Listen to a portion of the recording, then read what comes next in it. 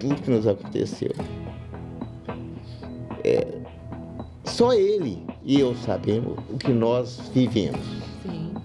Foi formulando aquela amizade e nosso anjo da guarda bateu, né? Olá, cooperado e não cooperado, como vai? Tudo bem? Para quem não me conhece, eu sou a Gabi e sejam bem-vindos à novíssima temporada do podcast Copeng. A Copeng é a maior instituição financeira cooperativa do país no segmento da segurança pública. Antes de começar, siga-nos em nossas redes sociais e fique por dentro de tudo que acontece nos bastidores aqui da Copeng. Hoje, nosso convidado é o Tenente Rosa Neto, juntamente com o nosso presidente, Capitão Rosa. Eles vão falar um pouquinho dessa amizade, dessa história e da construção da Copeng. Não perca, tá emocionante. Roda a vinheta, Brasil.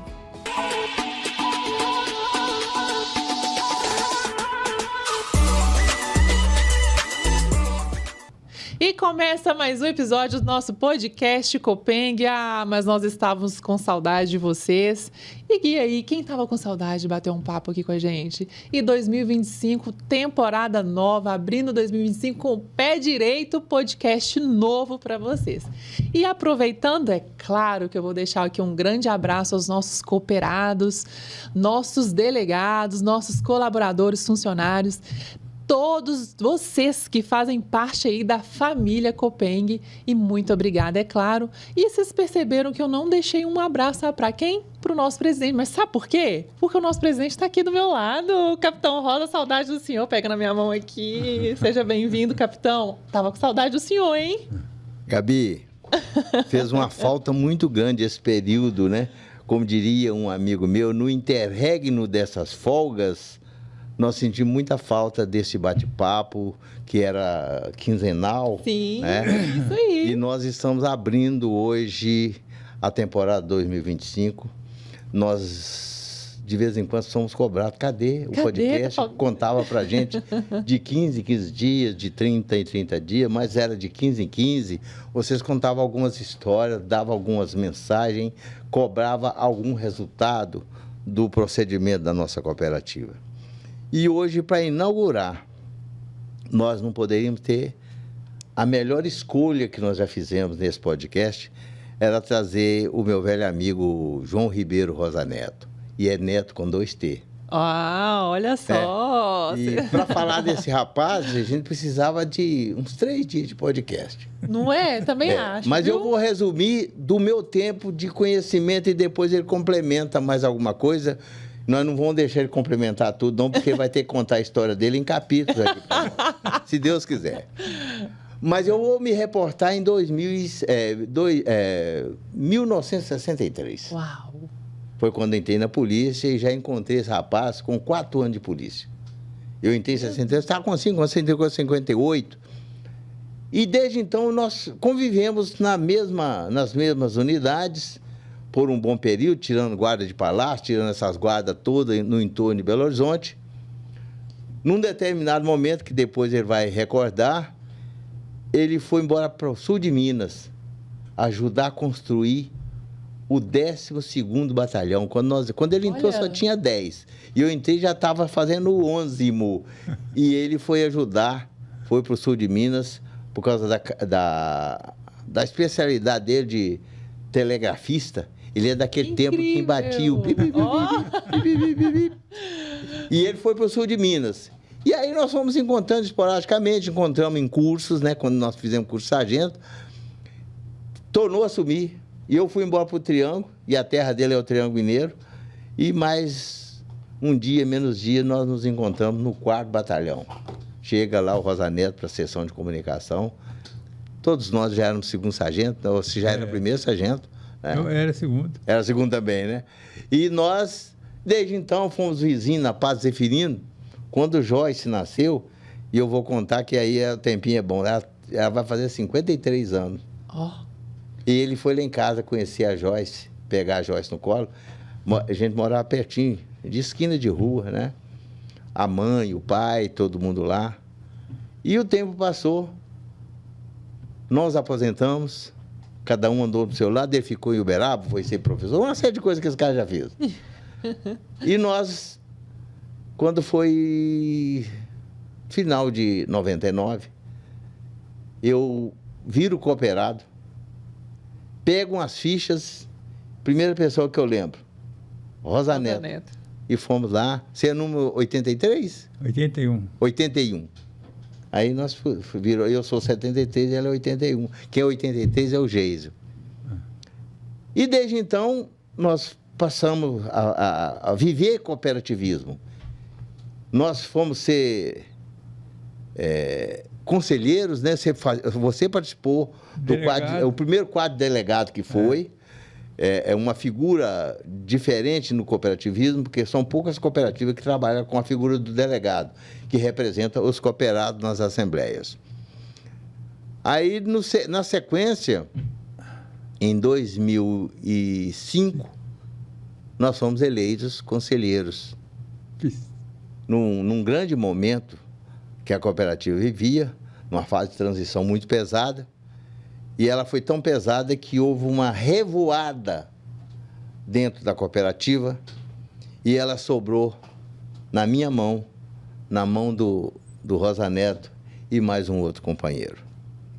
E nós tivemos que tirar o Rosa Neto lá de Uberaba. Ligamos para ele e falou: companheiro, nós estamos assumindo um compromisso aqui e você precisa estar conosco. Vem para cá. Vem para cá. E ele chegou como diretor administrativo, eu como diretor-presidente, e o nosso colega como diretor financeiro. E aí nós começamos a tocar essa cooperativa num dos piores momentos da sua existência. Que eu costumo brincar da seguinte forma: o cooperativismo, no nosso caso específico do Cicobi Copeng, nasceu forte, sadio, aquele menino rechonchudo, da pele dourada, com pouco crescendo, pegou coqueluche, pegou catapora, pegou varicela. Nossa, sarampo, uma fase ruim, difícil. Caganeira, quase que morreu. E nós chegamos nessa cooperativa no estado terminal dela. Uma série de fatores contribuíram para que isso acontecesse, que não vem o caso agora. Foi quando nós assumimos, e a partir de 30 de março de 2006, eu fui eleito, nós fomos eleitos no mandato tampão, que seria de mais 2 anos, e ele entrou como diretor administrativo. Mas daqui para frente eu não vou falar mais nada não, ele vai ter que contar a história dele para nós agora. João Ribeiro Rosa Neto, meu fiel amigo, companheiro, irmão. Seja bem-vindo.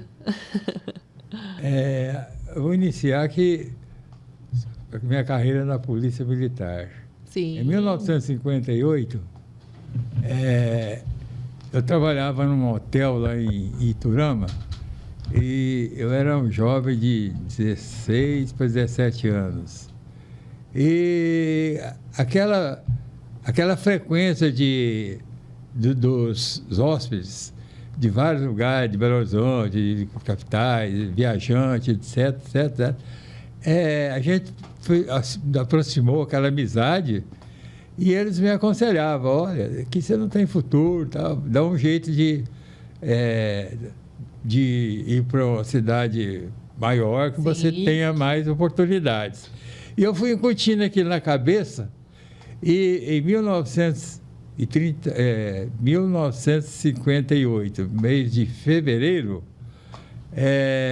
eu resolvi vir para Belo Horizonte, porque eu tinha um amigo, irmão do tenente Laurentino de Andrade Filocre, ele chamava João Filocre. Ele falou assim: vai para Belo Horizonte, eu te dou uma carta para o meu irmão e lá você vai iniciar a sua vida. Assim eu fiz. Vim para Belo Horizonte, mas antes de sair, tive a reação dos meus pais, né, que não queriam de jeito nenhum. Eu, um jovem experiente, inexperiente, né? Mas eu falei: não, vou encarar. Eu vou cumprir esse prazer, esse gosto meu. Aí vim e procurei o tenente Laurentino e entreguei a carta do irmão dele, ele leu e tal, e falou assim: não, você aguarda aí, amanhã vem cá.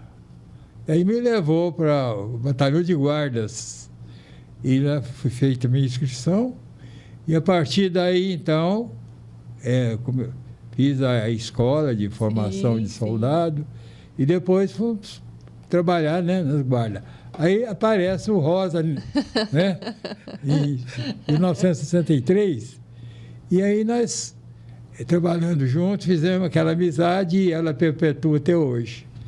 Então, aí está a minha história de Polícia Militar. Aí, quando foi em 1964, eu fui transferido para Passos, 12º Batalhão, que ele já explicou aí, né? Sim. Para ajudar a construir lá.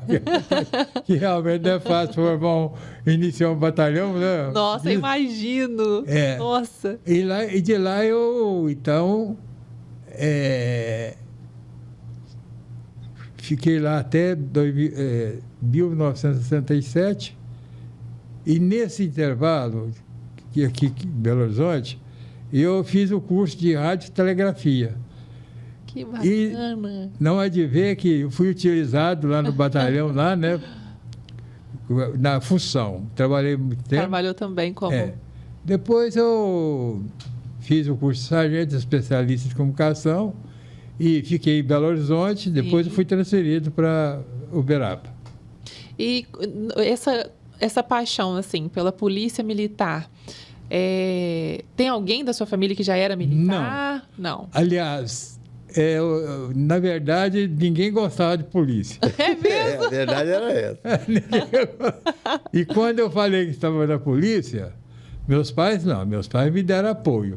Mas meus amigos, quando eu fui lá a primeira vez, eles falaram, não, deixa isso é porcaria. Então, não, mas mexe com isso, não. Não quis estudar, virou polícia. Não tem outra profissão, não. Deixa isso essa. Né? Mas, ô Xará, você falou em Passos, e todo lugar tem uma história.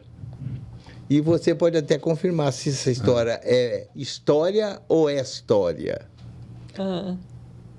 A Polícia Militar sempre foi muito dependente de apoios. Nunca conseguiu sobreviver sozinha, mesmo porque o Estado te paga o salário, o fardamento, o armamento, mas não te dá muita coisa. Pelo menos no nosso passado. Agora parece que está muito diferente.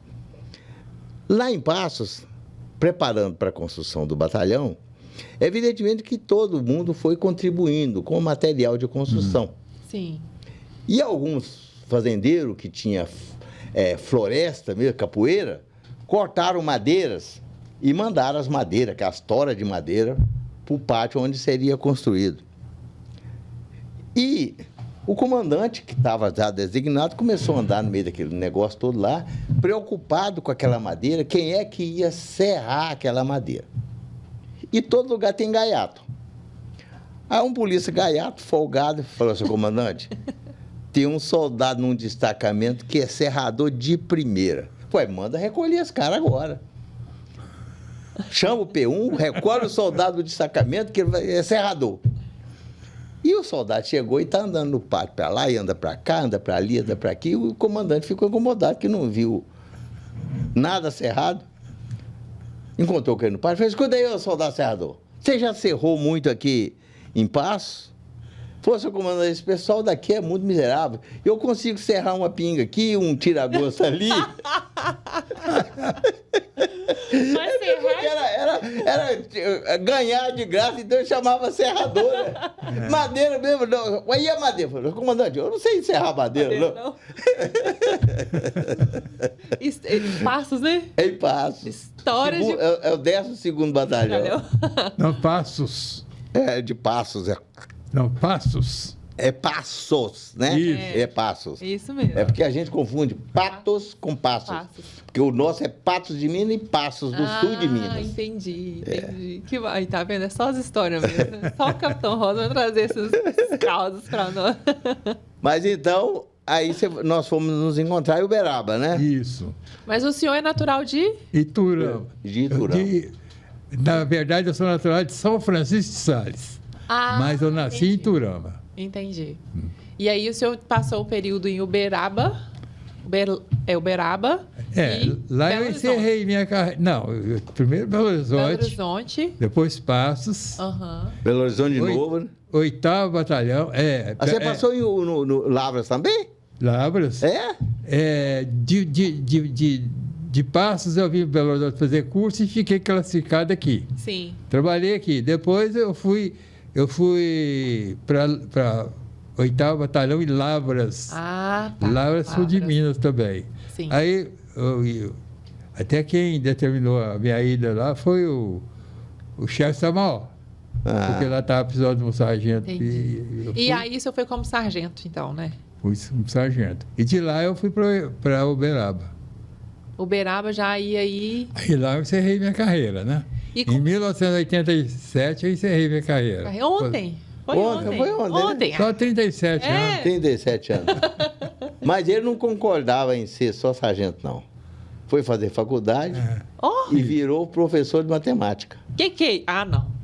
Sério mesmo? Ele deu muito...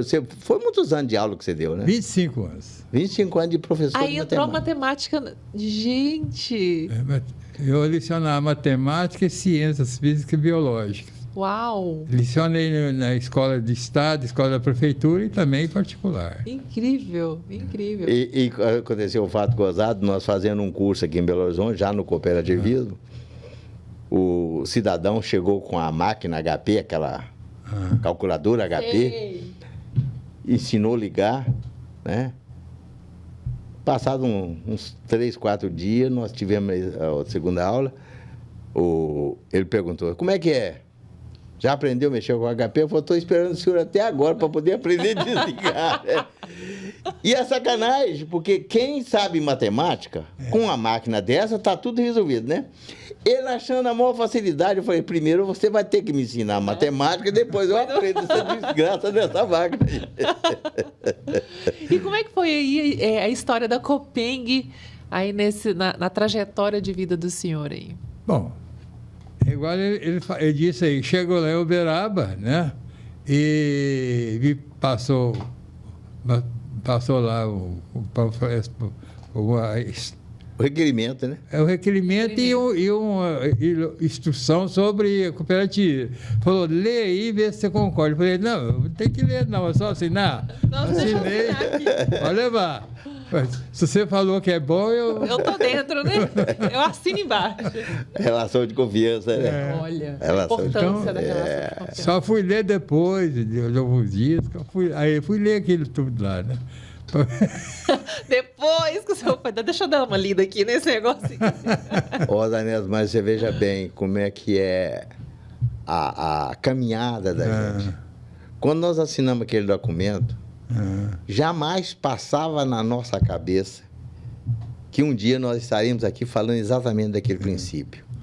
Como tudo aconteceu de forma natural, nada forçado, tudo aconteceu na nossa vida circunstancialmente. Se bem que as coisas não acontecem de forma circunstancial o tempo todo. Não. Mas esse evento foi para nós de uma forma circunstancial, né?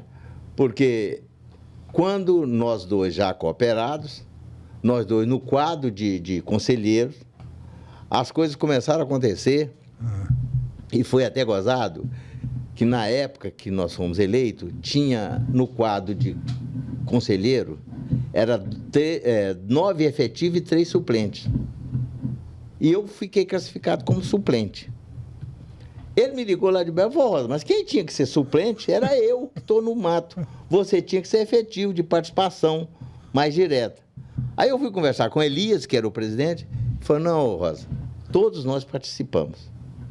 E a coisa aconteceu de tal forma, tão atabalhoada, que em pouco tempo eu era conselheiro efetivo, e não mais tempo depois estava eu como presidente. Quando tudo aconteceu que nós precisávamos assumir, porque por algumas questões administrativas e operacionais, alguns diretores se afastaram, alguns conselheiros também. E nós precisávamos de reconstruir a cooperativa. Eu tinha chegado de volta na cooperativa como diretor administrativo e, na condição de diretor administrativo, eu organizei a Assembleia de 2006, que era a prestação de conta do ano 2005. E a gente estava levando para a Assembleia uma situação muito tumultuada. foi a primeira vez que a cooperativa deu uma perda financeira.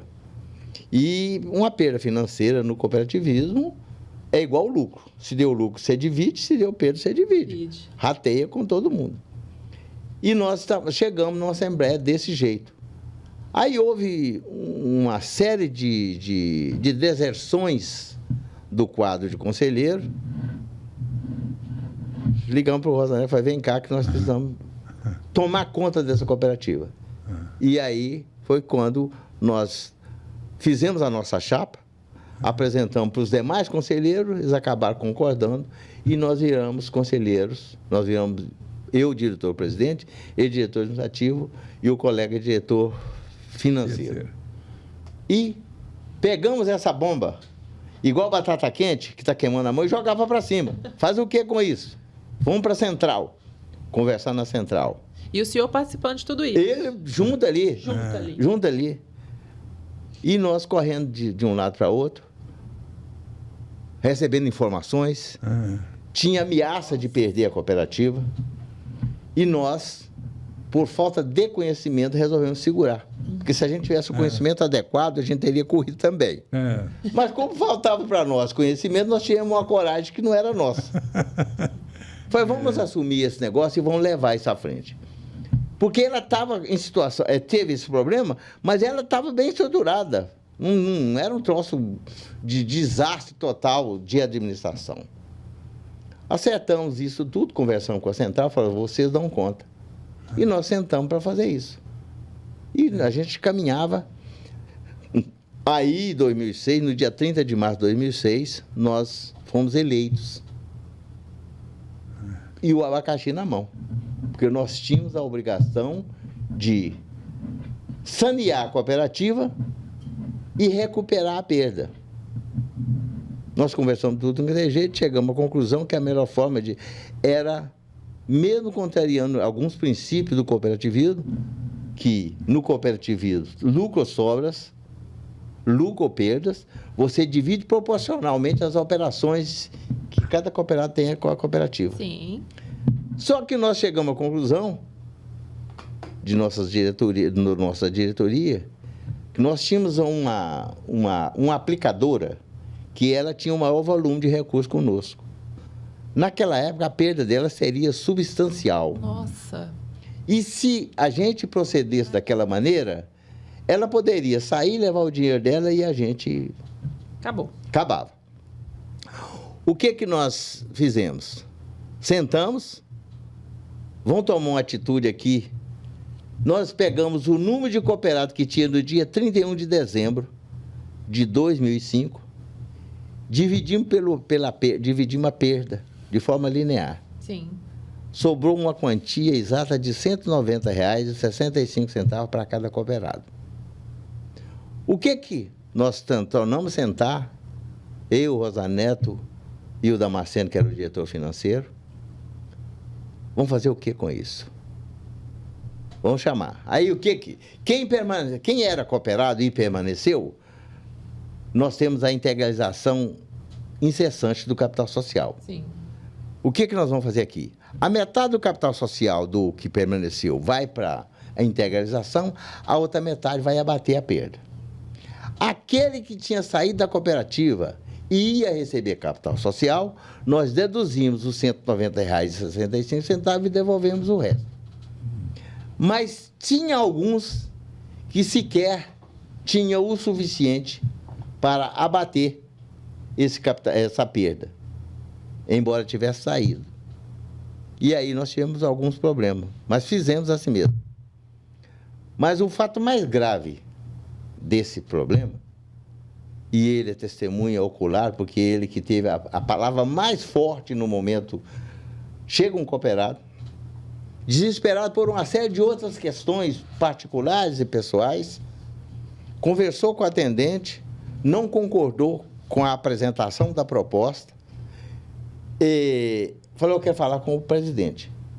Ele subiu as escadas, sentou à minha frente, eu assim, o Rosa Neto sentado na mesa dele de lá, eu conversando com o rapaz, que eu pedi o nome para buscar no computador para ver qual era a situação, ele sacou a arma e enfiou na minha cara. Ele estava fardado.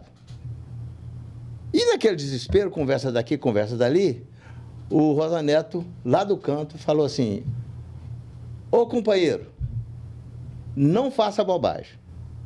No que ele olhou para quem estava falando, e eu, por sorte, vamos dizer assim, que não era o dia de morrer, né? Eu consegui pegar em cima do tambor do revólver dele e tomamos o revólver dele. E aí a consequência disso demorou muito tempo. E nós continuamos nessa luta, ele administrando miséria. Tinha dia, nós trabalhamos 6 meses sem nenhuma remuneração de prolabore, conselheiros não recebiam sede de presença. Depois, no futuro, mais à frente, nós restabelecemos um prolabore bem mínimo. Daí um pouquinho, nós vimos que era risco para a cooperativa, tornamos a ficar sem salário. Nós trabalhamos quase 1 ano sem nenhum rendimento. E ele tirando do bolso, praticamente, para ficar longe de casa, né? A gente pagava a despesa de ida e de volta, mas, mesmo assim, não estava ganhando nada, né? Por isso que o senhor falou aqui nos bastidores que teve que pedir desculpa à esposa porque roubou ele 2 vezes. Não foi 2 vezes que nós roubamos ele, porque esse foi o primeiro período, né? E eu sei que foi aperto. As donas patroas em casa ficam incomodadas, né? Lógico. A dona Regina lá em Uberlândia e a dona Cristina lá em Uberaba, elas faltavam pegar no chicote para vir buscar a gente aqui, sabe? Mas o certo é que nós sobrevivemos a esse rateio dessa forma. E passado alguns dias, né, o Banco Central, recebendo a nossa ata e vendo que nós tínhamos feito uma coisa que não estava encaixando na lei 5764, acho que é 5764, mandou de volta uma ordem. Determino, a expressão foi essa, convoque uma nova assembleia, leve o assunto para ser discutido e faça o rateio proporcionalmente às operações de cada cooperado. Aí vai nós outra vez sentar, né, Rosa Neto? Discutir. Fomos para a central. Eu falei, vocês vão ter que fazer. Aí, arbitrariamente, e exatamente também por falta de conhecimento, nós convocamos a assembleia. Cheguei na assembleia e falei com os delegados. Falei, é ordem do Banco Central para que a gente faça assim, assim e assado. Com um porém. Se nós acabarmos de fazer esse procedimento determinado pelo Banco Central, a cooperativa termina aqui e agora. Não tem outro jeito. Eu gostaria que os senhores retificassem ou ratificassem o procedimento. Discussão, né, Xará? E aí era ele que estava dirigindo a Assembleia. No caso, ele que organizou a Assembleia. Por nossa sorte e por entendimento também dos cooperados, ou falta de entendimento, pode ser até, eles falaram, vamos manter o que foi feito anteriormente. Mantivemos, mandamos para o Banco Central não falou nada conosco. Passado 1 ano, eles mandaram um documento. Como está a recuperação da perda? Aí, de 1.230.000, a gente tinha 174 mil para recuperar. Nossa. Aí, comunicamos. Falta 174 mil. Agora, vamos esperar a bronca, né? Mas Deus ajudou que eles só mandaram assim. Na próxima Assembleia, impactar essa perda de 174 mil no resultado e, dando perda, ratear novamente.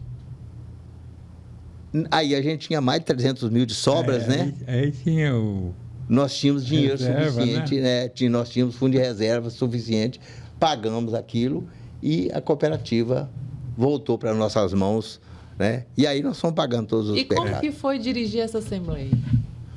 Bom, mas eu gostaria de voltar lá no início que você falou, a sua pergunta, como que eu entrei para a cooperativa. Sim, perfeito. Então, eu entrei na cooperativa e depois que eu li tudo e fui convidado para uma assembleia aqui em Belo Horizonte, a primeira assembleia que eu tomei conhecimento de tudo. Eu levei um vasto material, e comecei a trabalhar em Uberaba. Eu mesmo mandei fazer lá uns cartãozinhos, né? Mandei fazer e eu ia nas escolas, todos meus amigos, eu passava, gente, vamos ser sócio. Olha, então você fez o papel do senhor lá de... Minha família. Aí comecei a agendar na rádio, televisão. Olha só, que bom. Aí vem cá, Elias, que está agendado aqui para uma palestra sua. E ele foi. E fizemos várias palestras lá, sabe? Incrível. Dos meios de comunicações, jornal, etc. E depois, então, eu fui eleito delegado, continuei trabalhando. Em 2005 fui eleito conselheiro, né? de administração, e aí aconteceu o que ele disse. Agora, com relação... Como é que foi sua pergunta? Como que foi conduzir essa Assembleia aí? Não, Assembleia... Bom, esse período foi um período muito difícil. Com certeza. Tivemos muita animosidade dos cooperados, né? Os funcionários descontentes com o salário, não é? E então a gente não tinha assim, um plano de cargo e salário, né? Então era bastante difícil administrar isso. E a Assembleia nós tínhamos delegados de todos os níveis. Uns tinham assim mais prestativo, outros, né? Nem tanto. Então a gente montou, fez a convocação da Assembleia, né? Elaborei uma ata, né? Uma ata, né? Daqui a Assembleia. E aí a Assembleia houve muita discussão, né? Igual ele falou, né? Muita discussão, mas logo aí os delegados resolveram proceder igual ele disse lá, né? Sim. Ratear linear as percas, né? Perdas. Uhum. Contrariando aquela que mas foi tranquilo a Assembleia. E esse período difícil, assim, da cooperativa, onde vocês chegaram e aí veio essa fase difícil até restabelecer, até se reerguer, quanto tempo que foi nesse período? Assim? Foi Essa é uma grande história. Nesse meio tempo, ele ficou conosco uma temporada, eu não me lembro mais o tempo. Até 2011. 2011 você permaneceu, 2006 e 2011. Aí eu falei, não, eu preciso de ir lá porque a dona Cristina... Tem que voltar uma hora, né? A dona Cristina ia te buscar aqui. Aí eu saí, não concorri mais a eleição, né? Não, eu continuei... Não, você continuou como conselheiro, você só afastou. Eu só afastei da diretoria, né? Isso. Da diretoria. E... Pode continuar. Pois aí você foi embora em 11. Isso. E quando é que nós te buscamos de volta? No ano seguinte. No ano seguinte, né? Porque nós buscamos uma outra pessoa, ele precisava ir embora. Aí nós buscamos outra pessoa que também... Chegou, fez um serviço, depois pediu. Falei, não, eu quero ir embora, que eu não vou aguentar esse trem aqui.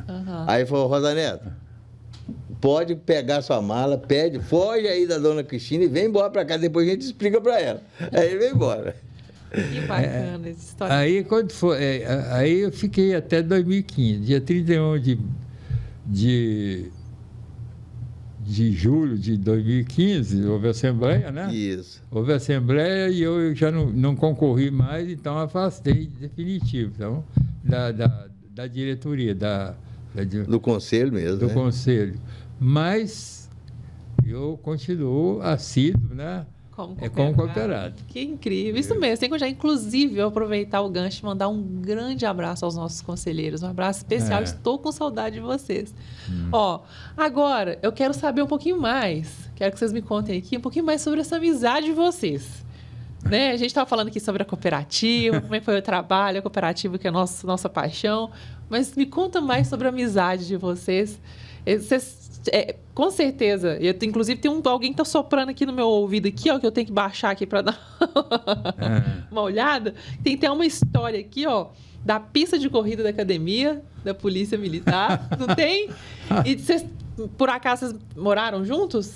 Não, nós fomos morar juntos já no cooperativismo. Ah, tá. Lá no nosso passado, em volta do BG, na Praça Floriano Peixoto, hoje, primeiro BBM, lá tinha Major Barbosa 114, onde a gente se conheceu. Depois teve a Tenente Gar... Não, na Tenente Gar 110. Depois eu mudei para Major Barbosa e nós ficamos lá porque o dono do prédio, o dono daquele negócio lá, pediu para a gente mudar, que ele queria desmanchar lá. E nós fomos, eu, você e o Tenente Pedrão. Pedrão é pai do Coronel Hércules. E nós três ficamos lá de teimoso. E deu cada confusão que o pessoal queria que a gente saísse na marra, né? É mesmo, Tenente? Eu esqueço o nome daquele pessoal. A mulher ficou muito braba. Ela cortou água, cortou luz e nós ficamos teimosos lá. Era pra gente mudar, né? Aí nós arranjamos uma vizinha pelo muro, a gente jogava, pedia, olha, joga aí, jogava falha para lavar, porque às vezes a gente não tinha nem muito tempo, não. De lá para onde você mudou? Eu sei que eu fui para Major Barbosa 114. Eu fui lá para Rua Niquelina. No Beco do Conforto. Depois eu mudei para Rua Brolhos. Não, Niquelina. O Beco do Conforto era na Tenente Anastácio. Isso. Aí eu mudei para... Eu e o Dirceu Figueiredo, nós compartilhamos um quarto lá na Rua Brolhos. E depois, como eu fui transferido, né? A gente trabalhando junto, tirando guarda a nossa junto, missão. Então, a gente foi formulando aquela amizade e nosso anjo da guarda... Bateu, né? E depois, quando eu vim para cá, eu até... arrumei um apartamento de um amigo, ele mudou para outra cidade e tinha um apartamento lá na Avenida Augusto de Lima com o Espírito Santo. E ele falou assim, ó, você pode usar lá meu apartamento. Ele morar no centro, ficou horrível. Aí eu passei a morar lá, né? Mas aí o Rosa... me convidou, falou, vamos compartilhar um apartamento aqui próximo? Aí a gente alugou um apartamento. Eu estou no prédio até hoje. Na rua Cláudio? Ali é Rua Cláudio. Rua Cláudio. E a gente então ficamos lá, né? Compartilhamos esse apartamento. E ele continua lá até hoje. Eu continuo lá. Né? Mas um fato muito importante que nos aconteceu é que no início, com todo o tumulto, a gente acordava 3, 4 horas da manhã para conversar. Para não ficar conversado, a gente saía e ia para dentro da academia fazer caminhada de noite. Tinha dia que era 2 horas da manhã, eu e Rosa Neto caminhando na pista e discutindo as nossas dificuldades no cooperativismo. Quantas vezes nós perdemos o sono? Teve um dia que a situação esteve tão grave, o ambiente ficou tão tenso, que a pressão dele foi a 20. Que é isso? Sério mesmo? Num momento de muita pressão mesmo, foi chará do céu, vamos caçar médico. Aí Deus ajudou que acalmou e melhorou. Mas quantas madrugadas nós perdemos o sono, conversávamos, quer saber uma coisa? Vamos aproveitar, vamos caminhar. Ia para dentro da academia, o soldado ficava doido, né? Esses dois velhinhos entrando de madrugada para caminhar, e ali, 6 horas da manhã, você estava saindo da pista, com tudo feito, tomar banho, vamos trabalhar. E o certo é que nós caminhamos assim, durante esse período todo, nos 2 períodos que ele esteve conosco, e acabou cada dia mais sedimentando a nossa amizade, né? Sim, aproximando mais. A confiança, a relação de confiança, o respeito, né? Porque o Rosa Neto é daquele camarada que conversa baixinho. Eu percebi. Conversa baixinho. Sereno. Você não vai ver ele gritar de jeito nenhum, eu nunca vi. Mas de uma sabedoria... Às vezes eu estava um pouco mais exacerbado, querendo romper o mundo no peito. Ele falou assim, Rosa. Aí eu, pronto, parei. Chega. Que tal se a gente fizesse assim, assim, assim, assim? Eu sou apavorado, mas não sou doido. Né? Falei, espera aí, ué. Se o Rosa Neto está falando, vamos ouvir e vamos acatar. Ele sempre foi o fiel da balança. Quando a gente estava muito agitado, ele falou, vamos botar pano na mesa. Porque eu e o diretor financeiro era mais agitado. E de vez em quando ele falou, bota aí. E eu só vi ele brabo 2 vezes. Ele ficou muito bravo. Na hora que a pressão subiu 20? Não, esse dia não. Não foi. A pressão subiu, mas ele fica bravo por causa de bobagem que alguém estava fazendo perder. Um dia o cara foi subestimá-lo, foi tentar dar uma diminuída, né? Porque às vezes tem pessoa que para subir precisa pisar na cabeça do outro. E tem uns... E eu só vi quando ele falou assim, ele ficou vermelho, né? E preto que é bom que fica russo, agora branco fica vermelho. Nossa, tenente. Ele ficou vermelho e falou assim, rapaz, você pensa que eu vim aprender a trabalhar aqui hoje? O cidadão enfiou a viola no saco e calou a boca, né? Porque a experiência dele em relação a mim era muito maior e em relação ao outro era abissal, nos termos que estava sendo colocado. Então, e é muito perigoso essas pessoas que não ficam com raiva. Quando ela ficar com raiva, você sai de perto, né?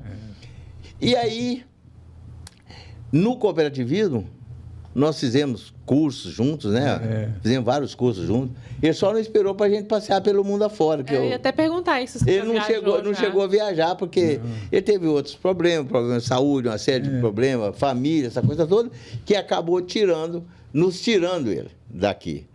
Mas eu não esqueço que 2 vezes que nós estávamos indo para o Triângulo, eu estava de carro, passei por Uberaba para deixar, né? Nas 2 vezes, caiu uma pedra no para-brisa e quebrou o para-brisa do carro. Ele falou, você não vai poder passar por Uberaba, mas toda vez que você passa aqui...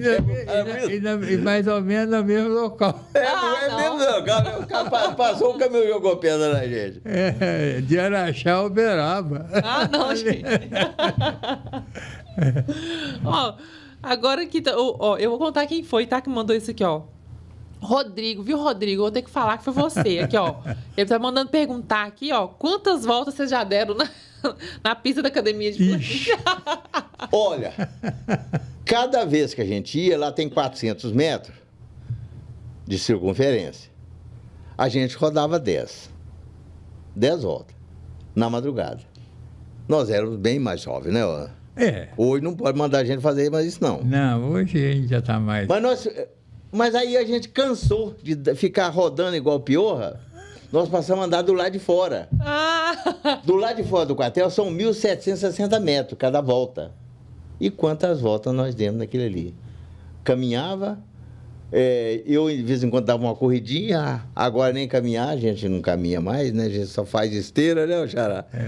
Mas se a gente fosse colocar em linha reta o que nós caminhamos nas madrugadas, pensando no cooperativismo, discutindo cooperativismo, sofrendo por causa do cooperativismo, a gente teria ido lá em Uberaba e voltado. Teria ido lá em Uberaba e voltado. Mas quantas soluções vocês já encontraram no meio da caminhada? E todo dia a gente tinha solução. Às vezes a gente saía no final do expediente, a gente saía magoado, marrotado, porque quando alguém não está acreditando em você, e o nosso começo, a gente tem que retomar sempre o começo. Quando nós chegamos, que nós tínhamos todos os problemas, nós éramos rejeitados. Nós não podíamos nem chegar em porta de quartel para conversar, falar da cooperativa. De tudo que nós perdemos uns 4 mil cooperados, nós perdemos uns 3 milhões de operações, nós perdemos uns 3 milhões de capital social. Mas tudo isso era muito pouco em relação à credibilidade que foi perdida.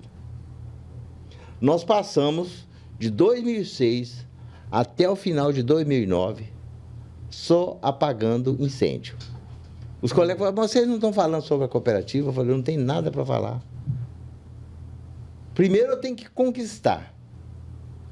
E essa conquista, você tem que se colocar à disposição para ser visto. Sim. E a pessoa te aceitar. Você não se impõe. Hoje a nossa cooperativa está aceita, está bem, porque ela foi aceita pela forma que ela está sendo dirigida, pelo resultado que ela apresenta e pelas pessoas que a dirigem. Sim. Nós temos hoje um conselho, nós somos 12 conselheiros, né? Nós temos no nosso conselho bem eclético, nós temos da Cabo Sinara ao Coronel Kleberson, passamos daí para o tenente, para o sargento, subtenente. Então, ela é bem eclética, bem mista, a área de educação, que no caso é a Mariana. E se não fosse assim, e todos somos cooperados, e todos somos conselheiros. Então, dentro do conselho, mesmo mantendo aquele princípio nosso de hierarquia e disciplina, o presidente é capitão. E ele preside uma reunião do soldado ao coronel. E, graças a Deus, nós nunca tivemos um atrito por essas diferenças. Porque naquele trabalho, a obrigação de dirigir, de fazer funcionar, de apresentar proposta, levar para o conselho discutir, é do presidente. Nós trabalhamos da seguinte forma. Nós até buscamos alguma similitude com o que acontece com a Polícia Militar. Na Polícia Militar tem o chefe, o comandante, que faz mais a parte institucional da organização, e tem aquele que faz acontecer. É o de fazer. Sim. Então, o nosso vice-presidente, que é o Petrônio, né? Uma pessoa de uma qualificação enorme. Incrível. Chega calado, fala na hora que precisa e apresenta o resultado necessário. Necessário, isso mesmo. Então, hoje eu tenho tranquilidade para viajar, fazer os contatos, fazer as viagens, conversar com as pessoas, representar a cooperativa institucionalmente e operacionalmente, vindo as recomendações do Conselho, a gente consegue fazer a cooperativa fluir e podemos dizer que nós estamos fluindo muito bem. E tenente, olhando para hoje, assim, o senhor que esteve nesse período difícil, o que é para o senhor hoje olhar e ver que conseguiram? Eu vou voltar. Eu disse o seguinte, que naquela época nós estávamos tendo uns problemas com o cooperado, né? Inclusive, chegou até a sacar a arma. Mas eu falei que os funcionários descontentes, salário e tal. Sim. Aí, quando foi em 2007, nós conseguimos criar o primeiro PCS. Foi assim, muito tímido, mas já amenizou um pouco. Em 2011, nós melhoramos o PCS.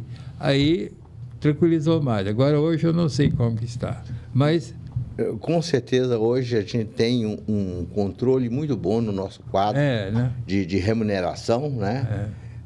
Com todo o escalonamento de crescimento horizontal, de crescimento vertical, de promoção necessária aos diversos postos de graduações. No caso lá, são postos mesmo de trabalho, do primeiro atendente até a hierarquia chegar na gerência. E os 3 diretores que conseguem fazer o meio de campo entre o conselho de administração e os empregados da cooperativa. E, graças a Deus, tem fluído muito bem. Nós criamos, que não é do seu tempo, Xará, como foi a lei, permitiu que não fosse mais obrigatório a existência do conselho fiscal dentro das cooperativas, e se existisse, poderia ser só com 4 pessoas, e sendo o conselho responsável pelo planejamento estratégico e a fiscalização da sua execução pelos diretores, nós entendemos e discutimos e achamos por bem não ter mais conselho fiscal. Nós pegamos os remanescentes do conselho fiscal, encaixamos no conselho de administração e fizemos uma coisa inédita, que eu acredito que nenhuma cooperativa fazendo desse jeito. Fica o presidente, o vice-presidente, os 10 conselheiros, nós fizemos 3 comissões. Comissão financeira, administrativa e comercial. Essas comissões trabalham em cada diretoria por 4 meses. Então, na rodada de um ano, todos passaram por todos, e aí a gente assenta e apresenta um relatório daquilo que foi bom, daquilo que precisa, que deve ser mantido e daquilo que precisa sofrer algumas alterações. Ao Conselho, essas comissões fazem um relatório conjunto das proposituras, daquilo que eles acham necessário que sejam corrigidos, e, às vezes, algumas proposituras já até foram corrigidas no decorrer do tempo das apurações. E assim está funcionando a nossa cooperativa. Hoje a gente tem um quadro enxuto de pessoas comprometidas, e eu brinco sempre com eles.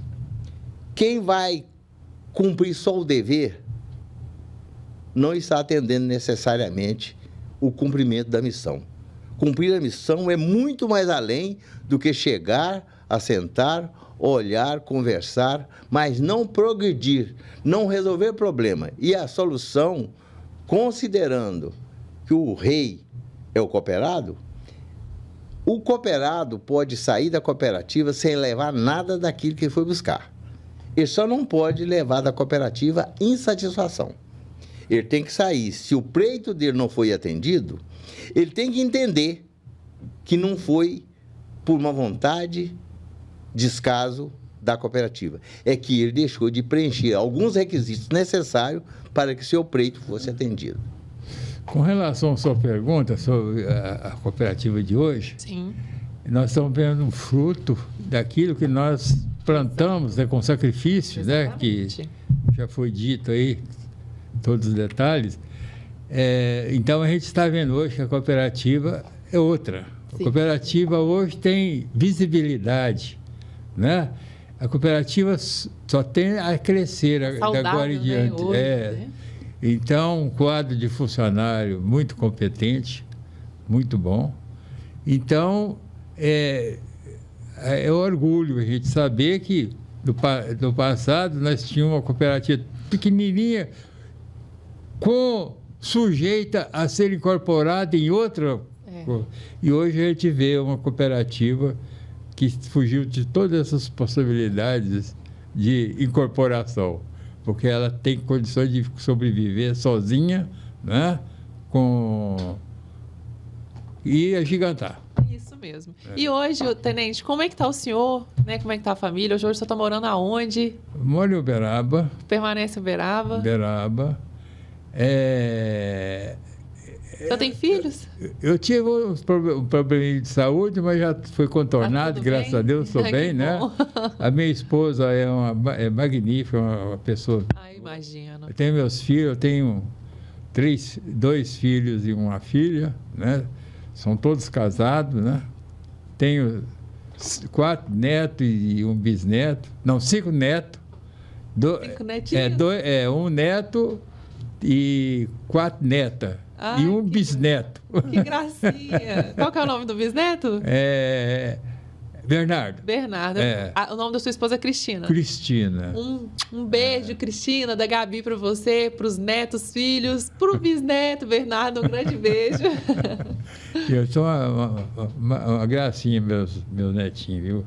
Eu os amo. Eu imagino. Uma gracinha, eu imagino. Então, hoje eu não estou exercendo nenhuma atividade, né? Está descansando, né? Só em casa mesmo. Isso ajudando a patroa. Isso mesmo. Está em outra função, né? Agora está... Essa é na função do Jaque. Ô, vô, já que você não está fazendo nada, faz isso para mim. O Jaque, né? O Jaque. Mas o problema é o seguinte, eu sei que quando essa nossa gravação for ao ar, o que nós vamos fazer hoje já terá acontecido, se Deus quiser. Mas é só para registrar que nós não convidamos o Rosa Neto para estar aqui, não. Nós o convocamos com todo o respeito. Claro. Porque hoje à noite nós precisamos de prestar uma homenagem a esse cara. Lá na nossa cooperativa, pelo legado.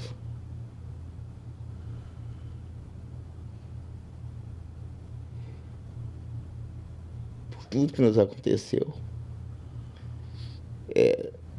Só ele e eu sabemos o que nós vivemos. Sim. Não tenho dúvida As disso. emoções, as angústias, as tristezas, a desconfiança, né? Chegava momento de desespero. Então, nada mais justo que hoje a gente chegar na Assembleia, depois desses anos todos, né, Xará? E na presença dos... Hoje, vocês vão desculpar, mas é hoje mesmo que vai acontecer. Termina hoje o mandato dos atuais delegados. Sim. A hora que nós terminarmos a Assembleia Geral Ordinária, termina o mandato deles, nós faremos uma Assembleia Extraordinária quando será homologado um novo quadro de delegados. Sim. Essa Assembleia é a única de 3 em 3 anos que nós fazemos uma Assembleia de cooperados. Porque as outras são assembleias de delegados. Os delegados eleitos a partir de hoje terão um mandato de 3 anos e eles representarão, na média, de 700 cooperados por delegado.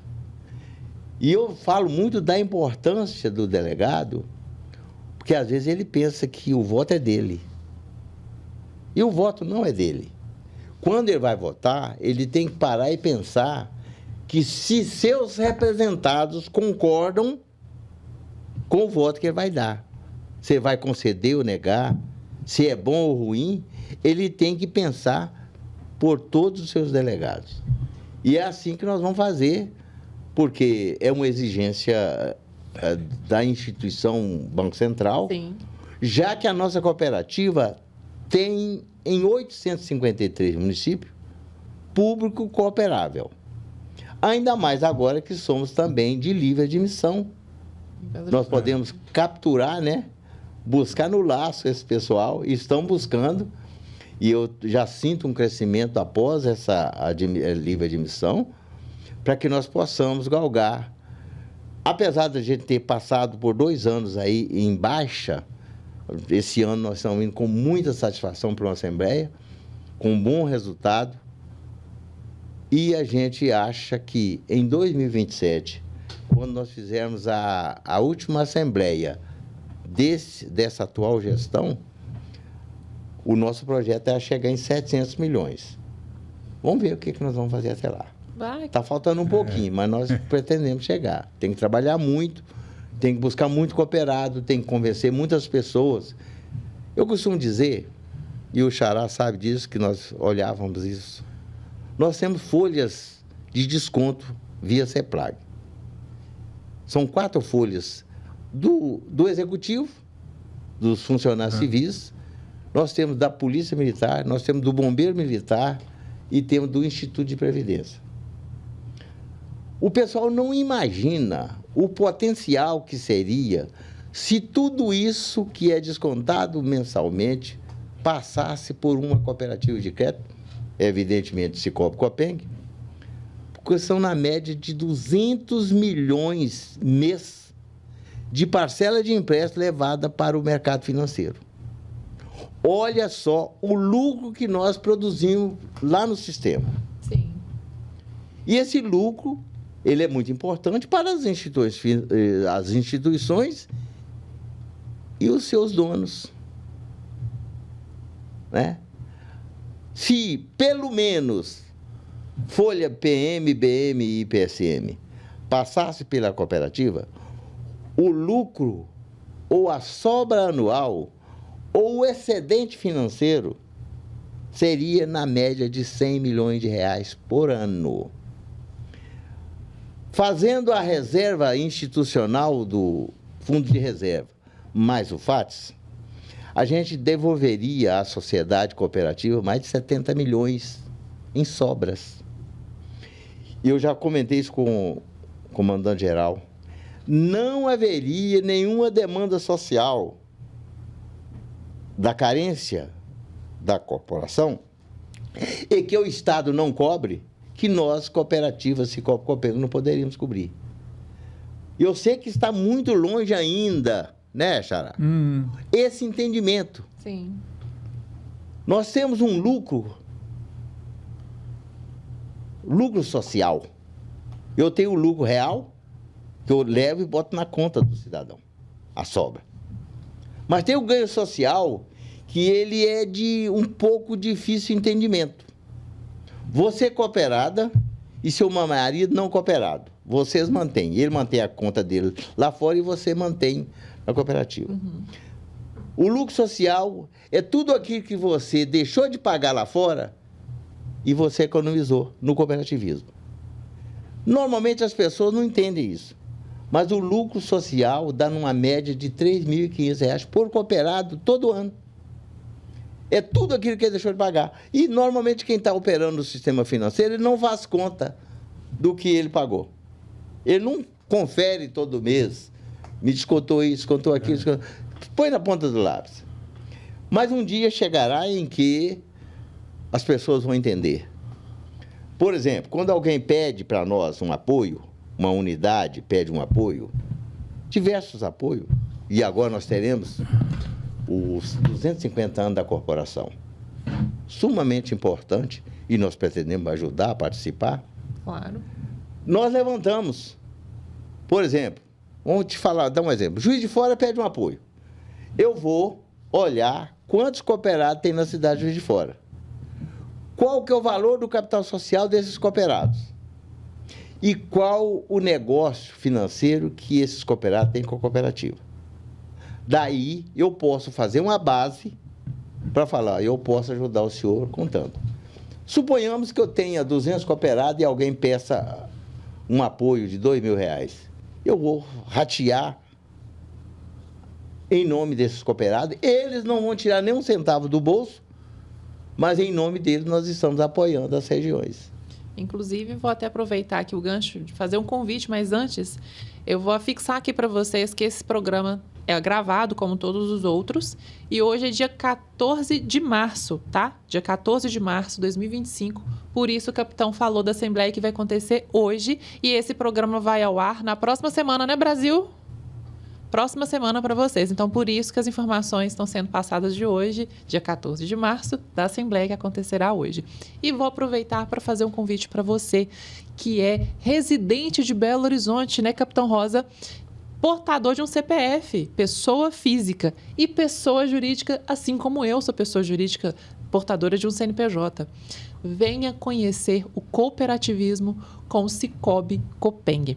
O Cicobi Copeng está localizado ali no Prado, na rua Diabase 295, então eu deixo um convite para você.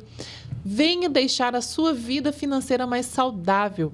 Venha potencializar, principalmente você que tem um negócio, potencializar sua vida financeira com cooperativismo com a Copeng. Fica um convite aí para você. Vem para o cooperativismo. Abra sua conta hoje mesmo.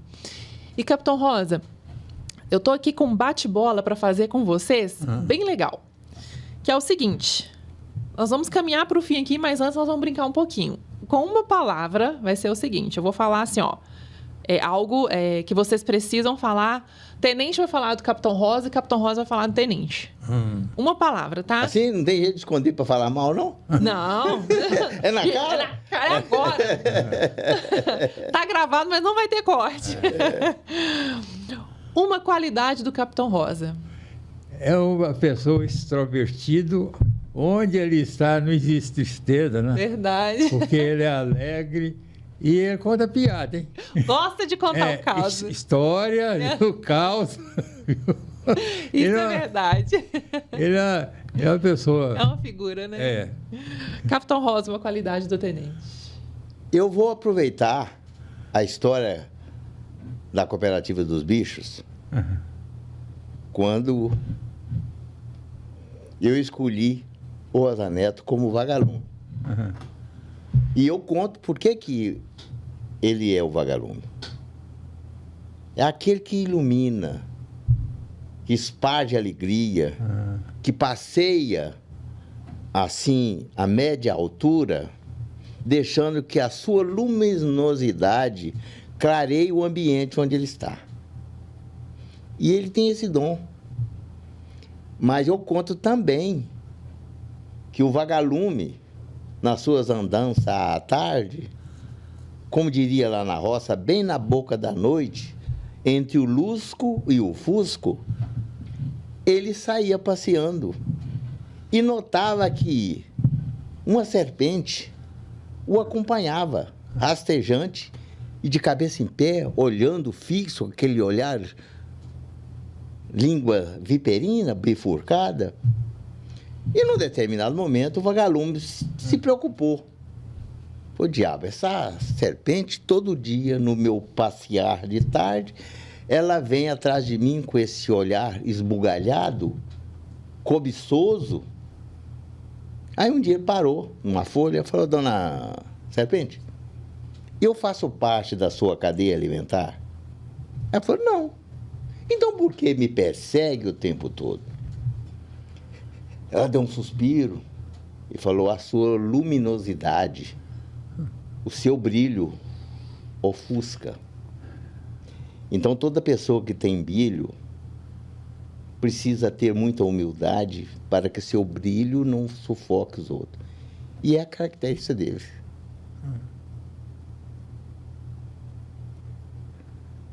Você conseguir fazer ele brilhar é natural. Mas se você não olhar para ele, você não percebe, porque ele não provoca ninguém com o seu brilho. Essa é a figura que eu tenho do Rosa.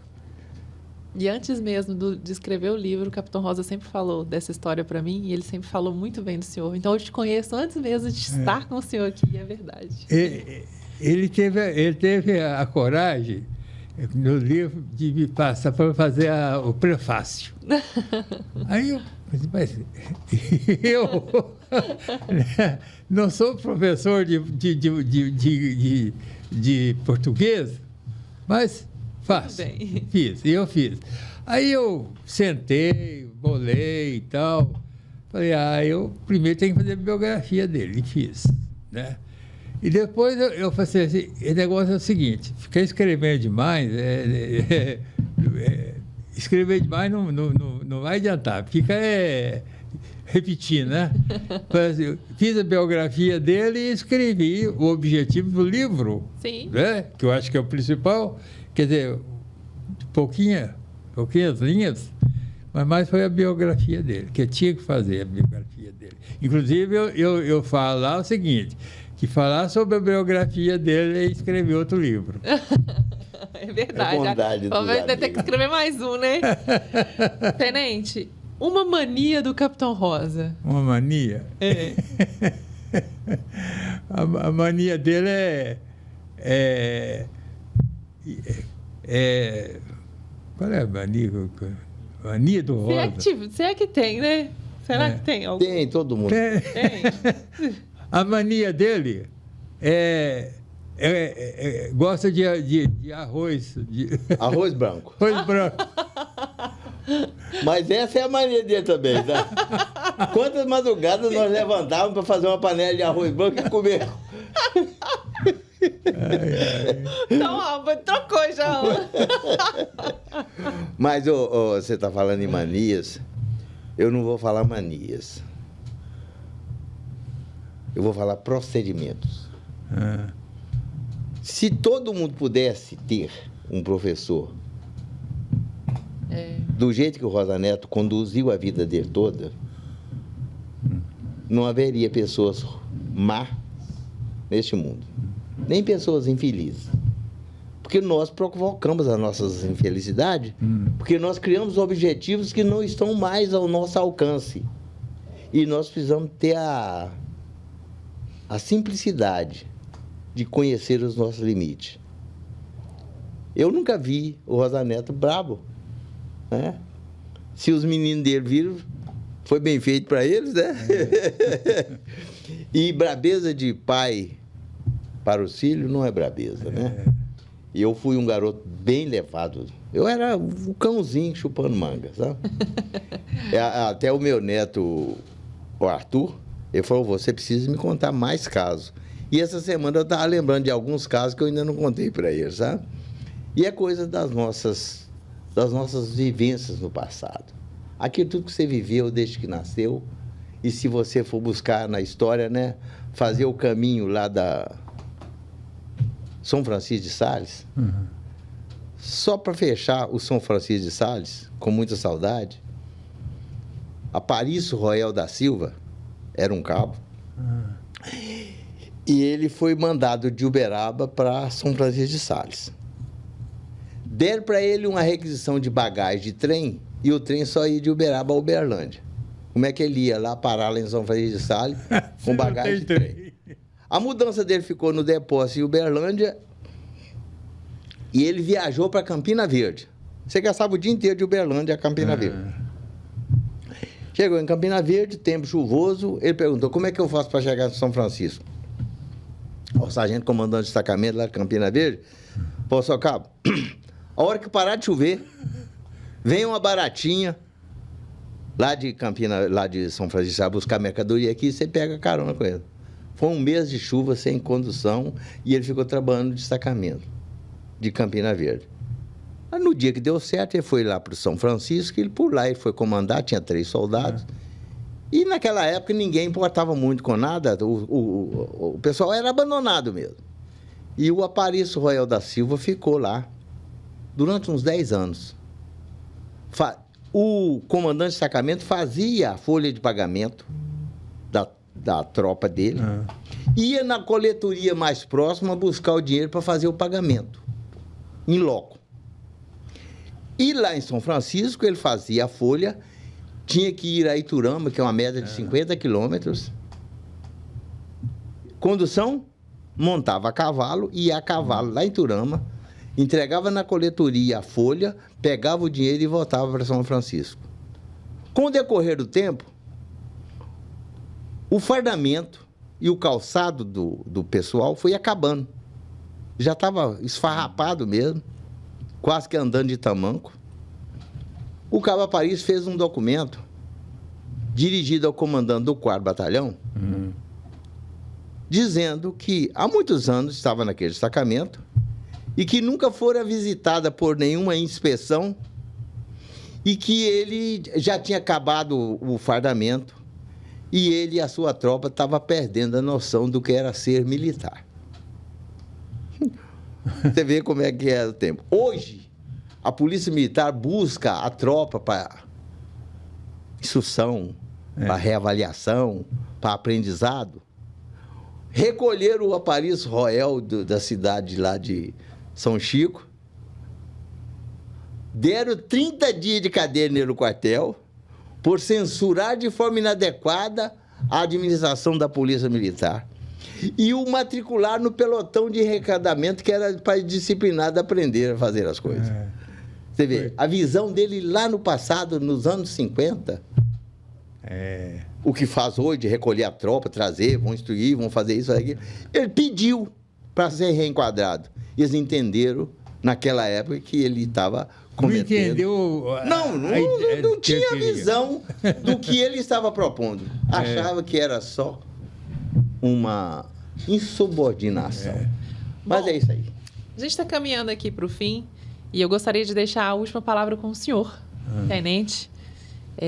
Mas antes eu gostaria de agradecer a sua presença aqui e que bom conhecê-lo, né? A gente está aqui do lado do Capitão Rosa, as lágrimas, né, estão aqui nos olhos do Capitão Rosa e isso é cooperativismo, e isso é a essência da Copeng, né? Parabéns a vocês que lá atrás tomaram a decisão de continuar, porque se hoje eu estou aqui, graças a vocês. Se muitos cooperados estão aqui, graças a vocês que enfrentaram com garra no peito, fazendo caminhada, noites e noites adentro, para tentar encontrar uma solução, abrindo mão das suas famílias, abrindo mão dos seus próprios, do comodismo, para lutar pela cooperativa. Isso é cooperativismo e nós temos muito orgulho de vocês, né?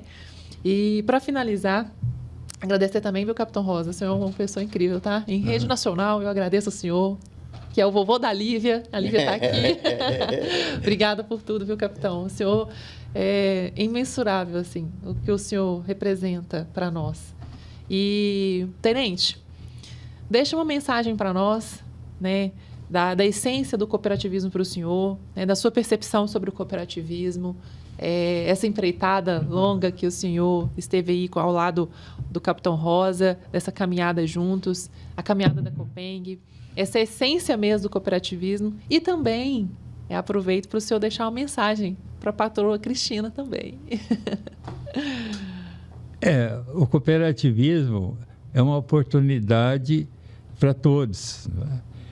ser cooperado está ajudando a si próprio, né? Que tem como ditar que ele é dono e cliente ao mesmo tempo, né? Então, eu convido as pessoas verificar, visitar a cooperativa e tomar conhecimento do seu funcionamento, da sua utilidade, dos seus objetivos e ser sócio. Quanto mais sócio tiver, mais oportunidade vai surgir, né, financeiramente para todos. E eu quero agradecer essa oportunidade de poder estar aqui expondo aquilo que houve na nossa administração minha, do Rosa e do Damasceno, e deixar que todos sejam felizes, né? Agradecer aqui a equipe aqui da gravação, né? Gabriela. Da Gabi, viu? O Brasil tá ali. O Brasil, todos. E a minha esposa, pedir desculpa pela ausência, né?